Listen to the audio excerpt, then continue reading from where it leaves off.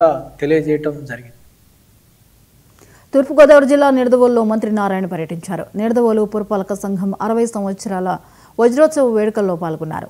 అనంతరం అక్కడ నిర్మించిన టిడ్కో ఇళ్లను పరిశీలించారు.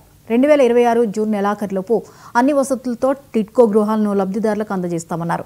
2014-19 మధ్యకాలంలో అప్పటి తెలుగుదేశం ప్రభుత్వం రాష్ట్ర వ్యాప్తంగా 7 లక్షలకు పైగా టిడ్కో గృహాలను మంజూరు చేసిందని గుర్తు చేశారు. అందులో 5 లక్షల గృహాలకు పరిపాలనా అనుమతులు తీసుకువచ్చి ఇల్లు నిర్మాణాలు చేపడితే ఆ తర్వాత వచ్చిన వైసీపీ ప్రభుత్వం టీడీపీ ప్రభుత్వంపై కక్ష సాధింపుతో ప్రజలను ఇబ్బందులకు గురిచేసిందని వెల్లడించారు. ఇక్కడ ఉన్నటువంటి టిడ్కో ఇళ్ల పరిస్థితి ఆ రోజున 14 నుంచి 19 వరకు కూడా చాలా అద్భుతమైనటువంటి కార్యక్రమంగా రాష్ట్ర వ్యాప్తంగా ప్రారంభించినటువంటి విషయంలో నారాయణ గారు కూడా ఇన్స్ట్రుమెంటల్గా ఉన్నారు.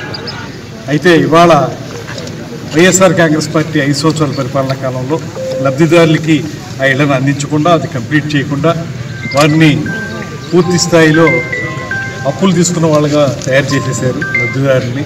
ఇవాళ చూస్తే ఎక్కడా కూడా పూర్తి స్థాయికి తయారు కాకుండా ఉన్నాయి. అందుకే మన మంత్రివర్యులు కూడా దీని మీద పదే ముఖ్యమంత్రి గారితో మాట్లాడి దీన్ని ఎంతలోగా మనం పూర్తి చేయగలుగుతాం అనేటువంటి మాట ఆలోచించడం జరుగుతుంది. జూన్ కల్లా ఇవన్నీ తయారు చేయాలనేటువంటి ఆదేశాలు కూడా ఇప్పుడే మంత్రి గారు అధికారులందరికీ ఇచ్చారు.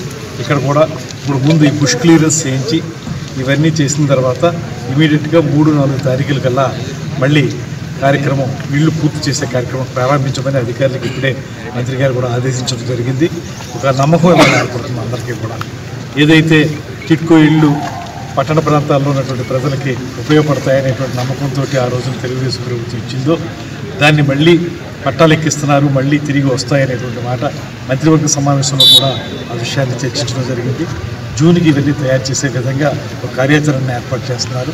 ఆ ప్రకారంగా మన నిడదవోలు పట్టణానికి సంబంధించినటువంటి ప్రమాణం 1150 ఇళ్లను కూడాను ఇక్కడ పూర్తి చేసి త్వరలో రాజన్న సిరిసిల్ల జిల్లా వేములవాడ